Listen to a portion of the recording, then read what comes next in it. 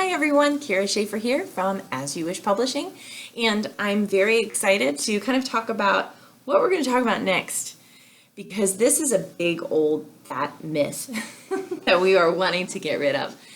Am I a real author? Am I a real author? Well, there's certain signifiers that can tell you that.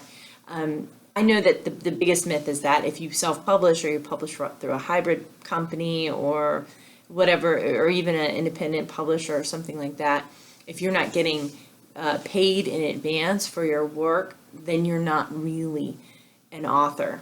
This is 100% untrue. And as a matter of fact, I know a lot of self-published, hybrid published authors who do very, very well when it comes to financially getting paid, selling wholesale books for retail, getting their name out there, creating programs that help them to build more of their credibility and help them to get their name out there and be able to be a part of speaking engagements they may have otherwise not been able to do because they didn't have a book under their belt. And so there's so much versatility in it, but I just get so discouraged sometimes when I feel my authors get discouraged, when I hear something like, well, yeah, but my cousin said, or my aunt said, that I am not really a writer because I paid to get my book published. No, that is 100% untrue, and it's sad for them. I've decided that it's sad for them because they can't see how much goes into this work. So if that has ever been something that's been in you where you're like, well, I don't know, you are, and you're good enough. You're good enough, and everything is good, and everything is happening for you, and it is good. So when you're kind of going through the process of learning how to be an author, because that is definitely a skill. I mean, being a writer is one thing. So when you're a writer, you journal, you don't have a whole lot of things out there. I think blog writers are very much like authors. I mean, they're sharing their information to the world, and they may or may not be getting paid for it. But I believe blog writers are authors. They're sharing it. There's a definite distinction between a writer and an author, and that's one of them, which says, I bring it to the world. And you can bring it to the world in a multitude of ways, so you never have to feel like you are set back at all from somebody else. Yes, does an author who sells 1 million copies of a book, do they have more credibility? Probably. I mean, are they more well known? Sure.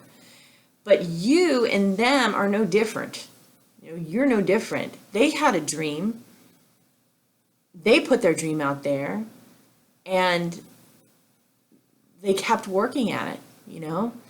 James Redfield, this is the best example. The Celestine Prophecy. He self-published his book, and he got picked up by a publisher, one of the big 5 publishers. And so, but he was beating the streets, selling thousands of copies of his book, and doing what he needed to do because he believed in the work so much.